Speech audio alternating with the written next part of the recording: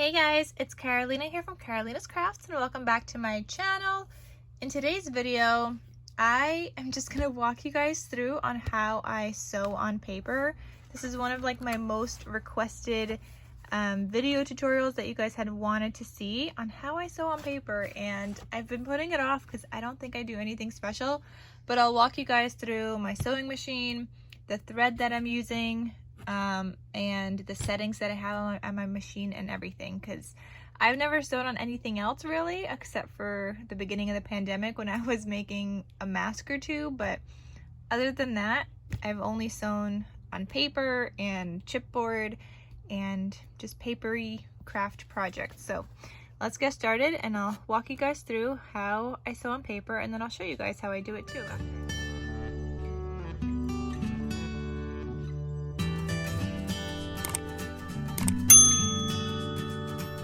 Okay guys, so here is the sewing machine that I have. I have the Brother Project Runway Limited Edition. Here is the code on here, and I will have it linked down below as well. So I just use this sewing machine. This is what it looks like. It's got all of these stitch settings, and for my zigzag stitch I use the number 4. For my regular stitch I just use 0, 0. So right now I was just doing 4 because I was doing the zigzag stitch on here. Okay, so let's talk about these settings. Okay, my thread goes up here. The thread that I use is Coats & Clark gold metallic thread. I will link it down below. You can find it at Joann's and you can find it at Walmart. I just get it at Joann's with a coupon when they have it, or sometimes they have like buy one or buy two get one free, or buy one get two free, or something like that they have with the thread, so I just stock up. So I thread my thread through here. Here's the tension thing.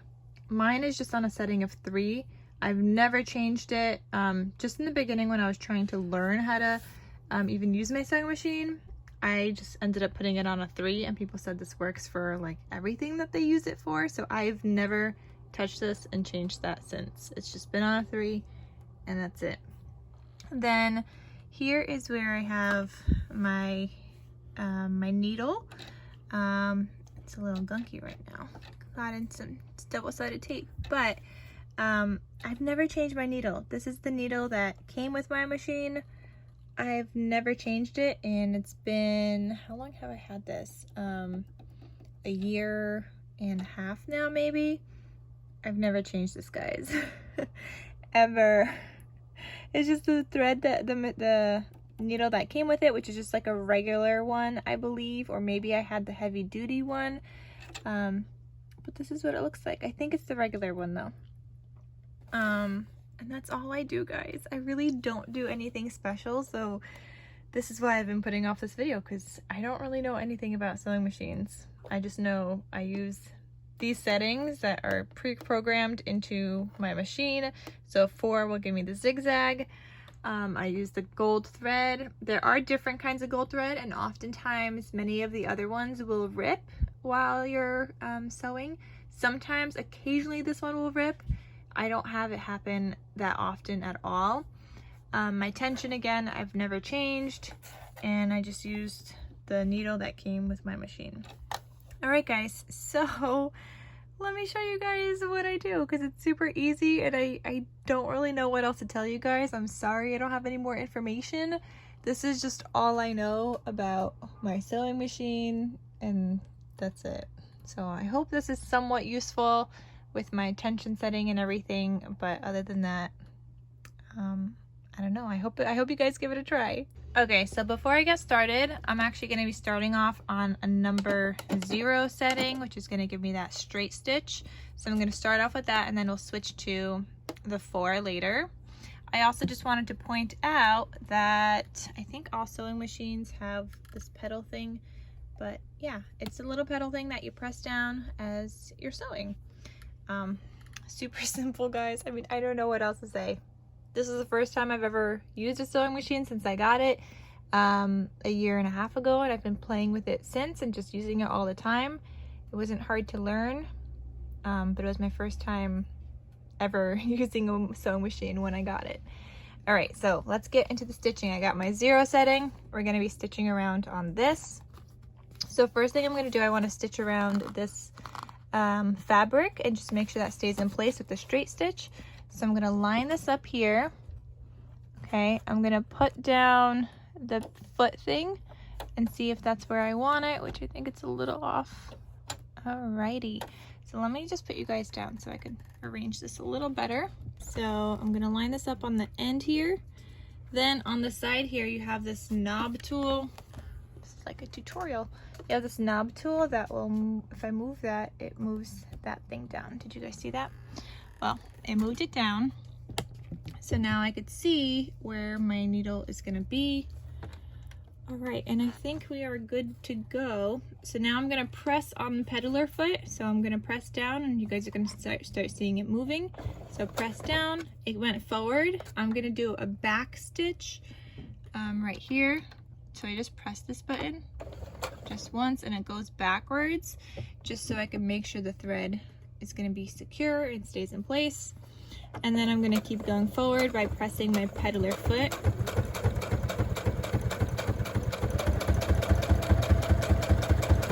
And I just hold the paper at the bottom here and kind of control where it's moving. And my glue is in the way on my desk. Okay, so I'm going to keep going. You guys see I'm holding the paper on both sides, just kind of controlling where it's stitching.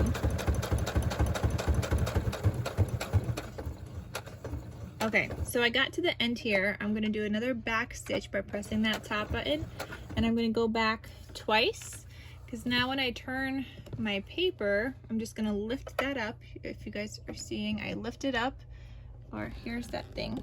I'm lifting that up in order to turn it, because that lifts up this piece, so I was able to turn my paper. And now I'm gonna change my setting to a number 4. So 1, 2, 3, 4. It says 04, which is my zigzag stitch right here. And now I'm gonna sew with my zigzag stitch. And this I'm gonna do all the way around.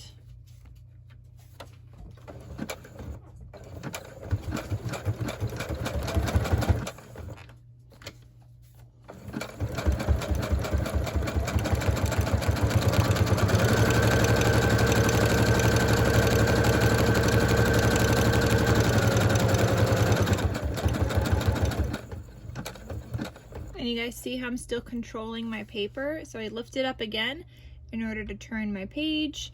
And now I'm gonna sew this way.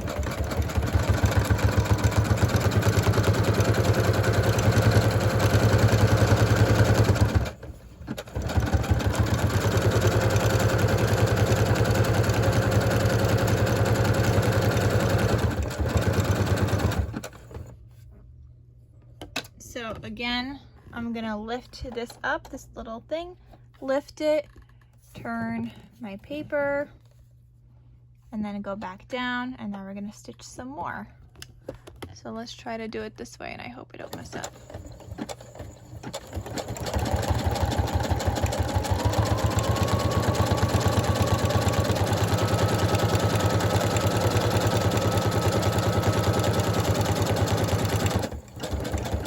Okay, it gets a little tricky when I get to the ribbon because you guys see it's bunching up because it's not all glued down. So I just lift up again, make sure the ribbon is underneath, and then stitch slowly, and then just lift it up constantly so that it doesn't bunch up.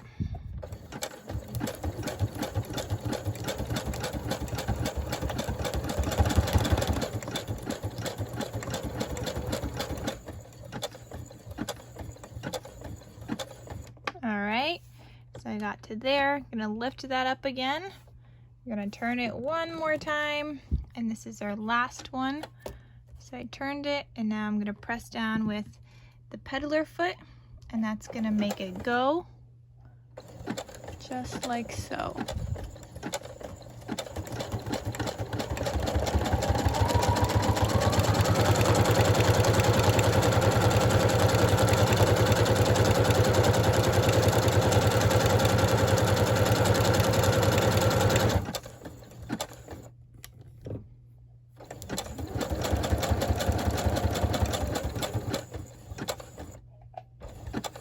Okay, and a little more because I started stitching on this lace trim, so just gotta turn it one more time.